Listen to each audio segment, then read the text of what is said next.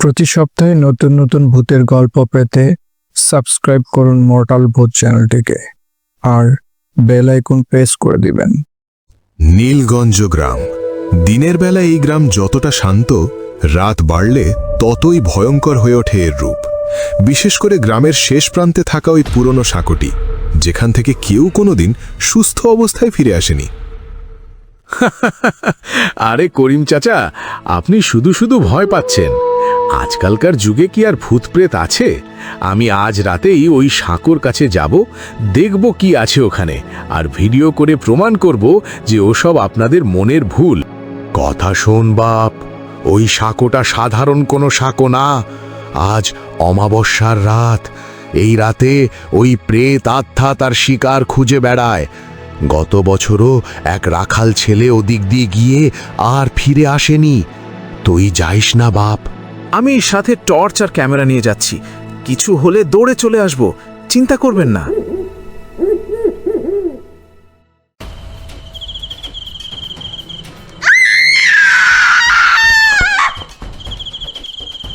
বন্ধুরা, আমি এখন যাচ্ছি সেই অভিশপ্ত সাঁকোর দিকে। পরিবেশটা সত্যিই বেশ থমথমে। চারদিকে অদ্ভুত একটা গন্ধ আসছে, পচা মাছের মতো গন্ধ। সবাই আমার জন্য দোয়া করবেন। বেঁচে থাকলে কথা হবে আপনাদের সাথে। বাই। রানা সাঁকোর সামনে পৌঁছালো। সাঁকোটি পুরনো বাঁশের তৈরি, নিচে বয়ে চলেছে কালচে রঙের জল। পরিবেশটা অনেকটা কুয়াশাচ্ছন্ন। এই তো সেই সাঁকো। কিন্তু কি ব্যাপার, আমার টর্চের আলোটা হঠাৎ ঝাপসা হয়ে আসলো কেন?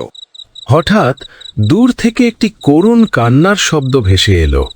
ওরে, কেউ আছিস? আমাকে বাঁচা। কে ওখানে? রানা টর্চের আলো ফেলে দেখল সাঁকোর ওপারে সাদা কাপড়ে ঢাকা এক মহিলা বসে আছে। রানা ভয় পেলেও কৌতূহলবশত সাঁকোর ওপর পা রাখল। প্রতিটি পদক্ষেপে সাঁকোটি মড়মড় করে উঠছে। রানা মহিলার কাছাকাছি যেতেই সে মুখ ঘোরালো।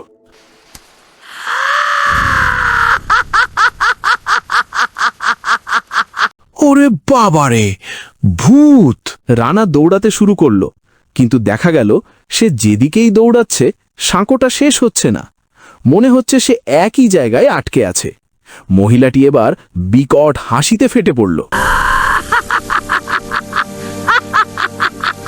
মহিলাটি শূন্যে ভেসে রানার দিকে তেড়ে আসছে। রানা পকেট থেকে এক মুঠো সরিষা বের করল, যা করিম চাচা তাকে গোপনে দিয়েছিলেন।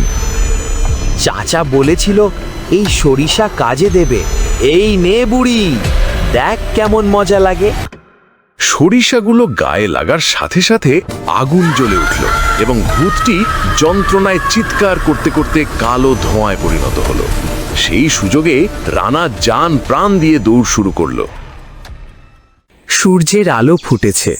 গ্রামের মানুষ নদীর ধারে জড়ো হয়েছে।